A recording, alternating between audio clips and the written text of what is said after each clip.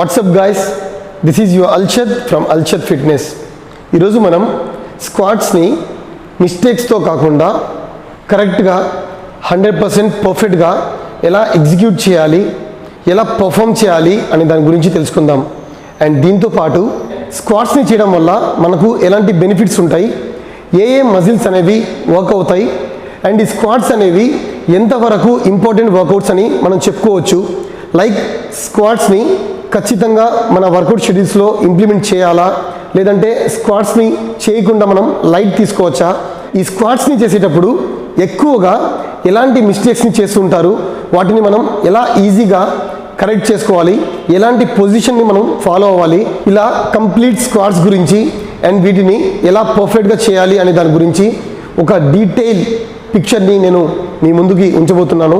Coming to the topic, ఈ squats అనేవి ఒక కాంపౌండ్ ఎక్సర్సైజ్. అంటే మనం ఏదన్నా ఒక వర్కౌట్ని చేస్తున్నప్పుడు సింగిల్ మజిల్ కాకుండా 2 లేదంటే అంతకంటే ఎక్కువ మజిల్స్ అనేవి వర్క్ అవుతున్నప్పుడు వాటిని మనం కాంపౌండ్ ఎక్సర్సైజెస్ అంటాం. అండ్ ఈ స్క్వాట్స్ని మనం కాంపౌండ్ ఎక్సర్సైజెస్ అని ఎందుకు చెప్పగలుగుతున్నాం అంటే, స్క్వాట్స్ చేయడం వల్ల ముఖ్యంగా మన థై మజిల్స్తో పాటు థైస్కి బ్యాక్ సైడ్ ఉండే మజిల్ అంటే హ్యామ్స్ట్రింగ్స్ కానీ, కాఫ్ మజిల్స్ కావచ్చు, గ్లూట్స్ బటక్స్ కావచ్చు, మన లోవర్ బ్యాక్ కావచ్చు, మన అబ్డామిన్స్ కావచ్చు. సో ఇలా డిఫరెంట్ టైప్స్ ఆఫ్ మజిల్స్ అనేవి వర్క్ అవుతుంటాయి. సో దీన్ని మనం ఖచ్చితంగా కాంపౌండ్ ఎక్సర్సైజ్ అని చెప్పొచ్చు. అండ్ ఫర్దర్ టాపిక్ వస్తే, ఈ స్క్వాట్స్ అనేవి చాలా చాలా చాలా చాలా చాలా ఇంపార్టెంట్ వర్కౌట్.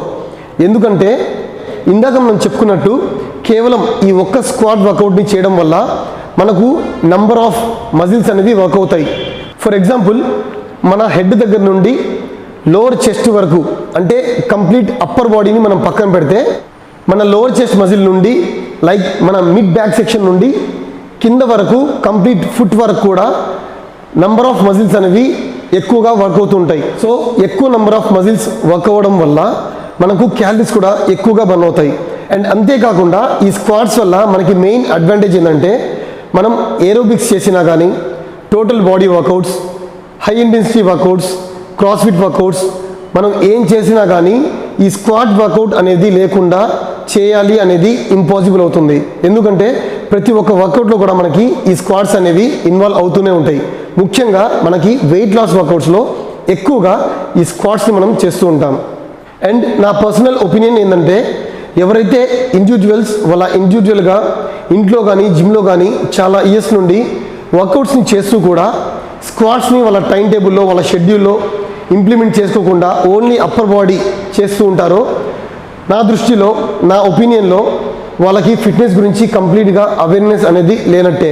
అండ్ ట్రైనర్స్ విషయానికి వస్తే, ఆబ్వియస్లీ ఏ ట్రైనర్ అయినా ఖచ్చితంగా వాళ్ళ క్లయింట్స్కి స్క్వాట్స్ అనేవి వర్కౌట్స్ చేపిస్తుంటారు. ఇన్ రేర్ కేసెస్ ఎవరైతే కొంతమంది ట్రైనర్స్ వాళ్ళ క్లయింట్స్ని అస్సలు ఈ స్క్వాట్ వర్కౌట్స్ అనేవి చేయించకుండా వదిలేస్తుంటారో, నా దృష్టిలో వాళ్ళు అసలు ట్రైనర్సే కాదు. సో గాయ్స్, ఈ స్క్వాట్స్ అనేవి చాలా చాలా ఇంపార్టెంట్ వర్కౌట్.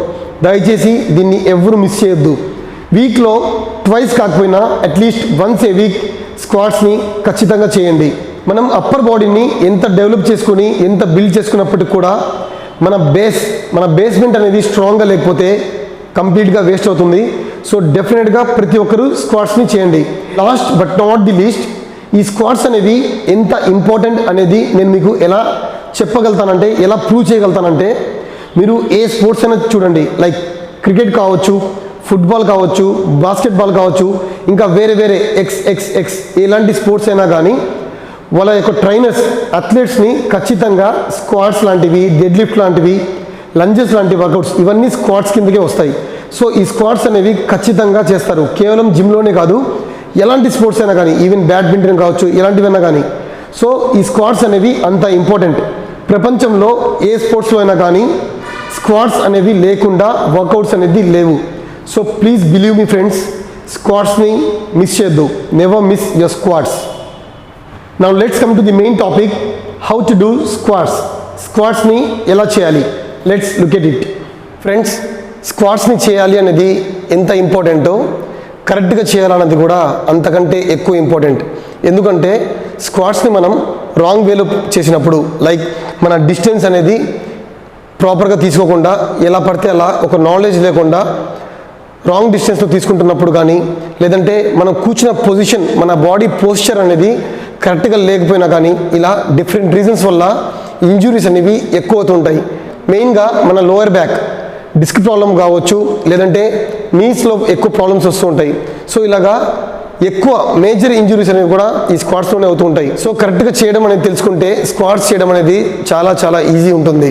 సో ఇప్పుడు మనం స్క్వాట్స్ని ఎలా చేయాలి అని తెలుసుకునే ముందు ఎక్కువగా మెజారిటీ ఆఫ్ ది పీపుల్ ఎలాంటి మిస్టేక్స్ని ఎక్కువగా చేస్తుంటారు అనేది తెలుసుకుందాం.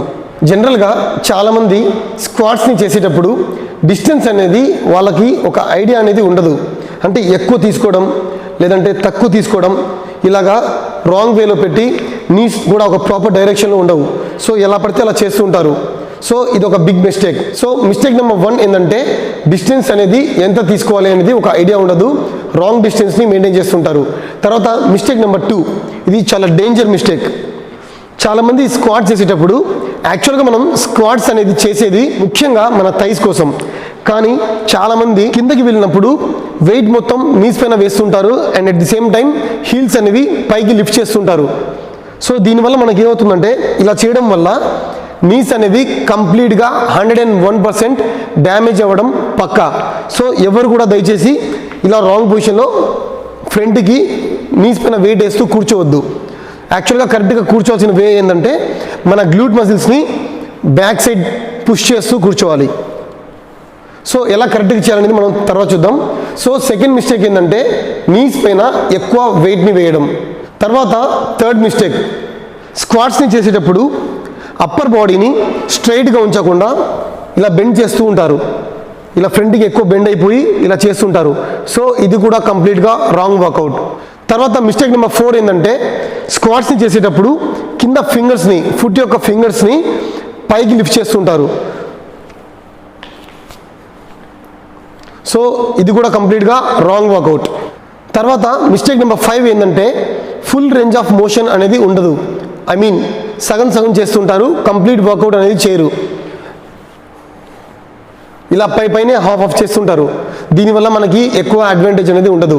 సో ఈ మిస్టేక్స్ మాత్రమే కాకుండా ఇంకా తెలియకుండా చాలా చాలా ఎక్కువ మిస్టేక్స్ని చేస్తూ ఉంటారు. సో ఇవన్నీ మనం అవాయిడ్ చేస్తూ పర్ఫెక్ట్గా స్క్వాట్స్ని చేయడం ఇప్పుడు తెలుసుకుందాం. గాయస్, మనం స్క్వాట్స్ని చేసేటప్పుడు ముఖ్యంగా తెలుసుకోవాల్సింది, ఫాలో అవ్వాల్సింది ఫుట్ డిస్టెన్స్. మన ఫుట్ అనేది, మన లెగ్స్ అనేవి ఎంత డిస్టెన్స్లో ఉండాలి అనేది తెలుసుకోవడం చాలా ఇంపార్టెంట్. జనరల్గా మన లెగ్స్ అనేవి ఎక్కువ వైడ్ ఉండకూడదు, ఎక్కువ క్లోజ్కి కూడా ఉండకూడదు. డిస్టెన్స్ని ఎలా తీసుకోవాలి అంటే షోల్డర్ విడ్త్ అపార్ట్, అంటే మన షోల్డర్ డిస్టెన్స్ నుండి కొంచెం బయటికి ఉండాలి. Like for example this is my shoulder distance, ఇక్కడ నుండి కొంచెం అవుట్ సైడ్కి.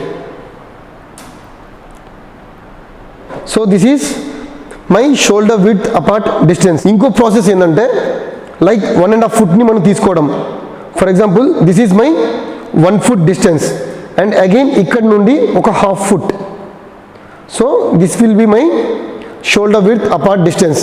అంటే అప్రాక్సిమేట్గా మీ యొక్క ఫుట్ లెంత్ నుండి 1.5 ఫుట్ డిస్టెన్స్ని మీరు తీసుకోవాలి. So this is my distance. This is point number 1 to be noted.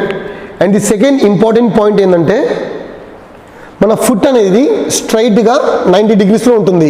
So స్ట్రైట్గా ప్లేస్ చేయకుండా somewhere between 5 to 30 degrees like out సైడ్కి పెట్టాలి మనం.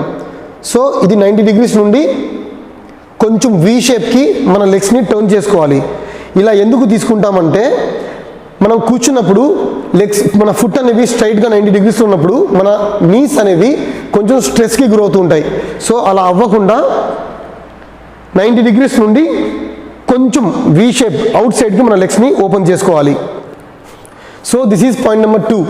పాయింట్ నెంబర్ 3 ఏంటంటే మనం కూర్చున్నప్పుడు మన నీస్ మీద ఇలా వెయిట్ వేస్తూ కూర్చోకుండా సీట్ని, మన బటక్స్ని బ్యాక్ సైడ్కి పుష్ చేస్తూ కూర్చోవాలి. సో మన బాడీ వెయిట్ మొత్తాన్ని ఇలా నీస్ పైన వేయకుండా మన బటక్స్ని బ్యాక్ సైడ్కి పుష్ చేస్తూ అప్పర్ బాడీ అనేది బెండ్ చేయకుండా స్ట్రైట్ అండ్ ఫర్మ్గా ఉంచండి. సో ఈ పొజిషన్లో మనం స్క్వాట్ని చేయాలి. తర్వాత హ్యాండ్స్ పొజిషన్ అనేది మీరు ఇలా అయినా ఉంచవచ్చు, లేదంటే ఇలా అయినా పెట్టుకోవచ్చు. సో కూర్చునేటప్పుడు ఖచ్చితంగా ప్రతి ఒక్కరూ కేర్ఫుల్గా మైండ్లో పెట్టుకోవాల్సింది ఏంటంటే స్ట్రైట్ అండ్ ఫామ్గా ఇలా కూర్చోవాలి. This is the right way of doing squat. Like మనం ఏదైనా వెనకాల చైర్ మీద కూర్చుంటున్నప్పుడు ఎలా అయితే బ్యాక్ సైడ్కి ఇలా మన సీట్ని పుష్ చేస్తూ కూర్చుంటామో ఆ విధంగా అప్పర్ బాడీని స్ట్రైట్గా హోల్డ్ చేస్తూ స్క్వాట్ని చేయాలి. పాయింట్ నెంబర్ 4 ఏంటంటే మనం స్క్వాట్స్ చేసేటప్పుడు కింద కూర్చునేటప్పుడు మన నీస్ అనేవి టో డైరెక్షన్లో ఉండాలి. లైక్ మన టోస్ ఎంత వీ షేప్లో అయితే ఉంటాయో సేమ్ డైరెక్షన్లో మన నీస్ అవన్నీ పోవాలి. ఎక్కువ లోపలికి చేయకూడదు, ఎక్కువ అవుట్ సైడ్కి ఉండకూడదు. సో ఎగ్జాక్ట్గా మన టోస్ పొజిషన్లో మన ఫుట్ యొక్క మన లెగ్ యొక్క ఫింగర్స్ పొజిషన్లో డైరెక్షన్లోనే సేమ్ డిగ్రీస్లో మన నీస్ అనేవి మూవ్ అవుతూ ఉండాలి. Not too wider, not too closer. And తర్వాత మనం ఎంతవరకు కిందకి కూర్చోవాలి అంటే మనం కింద కూర్చున్నప్పుడు మన థైస్ అనేవి గ్రౌండ్కి ఫ్లోర్కి ప్యారలల్గా ఉండాలి.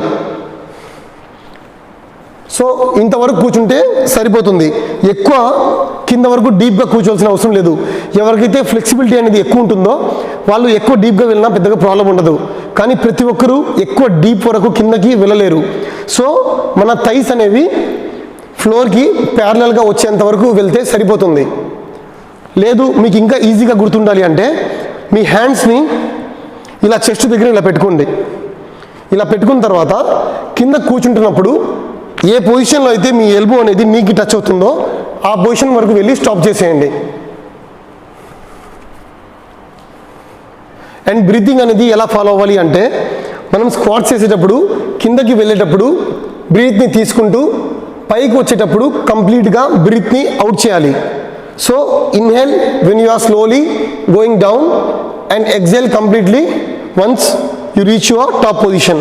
గాయస్, తర్వాత స్క్వాట్స్ని చేసేటప్పుడు మన అప్పర్ బాడీ అనేది ఫ్రంట్కి ఇలా బెండ్ అవ్వకుండా వీలైనంత వరకు మన పోస్చర్ని స్టడీగా ఉంచాలి. ప్లీజ్ కిందకి ఇలా దయచేసి ఎవరు బెండ్ అవ్వద్దు. Try to be as straight as possible. మరీ స్ట్రైట్గా ఎవరు ఇలా ఉండలేము, కష్టం అవుతుంది. వీలైనంత వరకు స్ట్రైట్గా మీ అప్పర్ బాడీని హోల్డ్ చేయడానికి ట్రై చేయండి. మీ కోర్ని స్ట్రాంగ్గా హోల్డ్ చేయండి.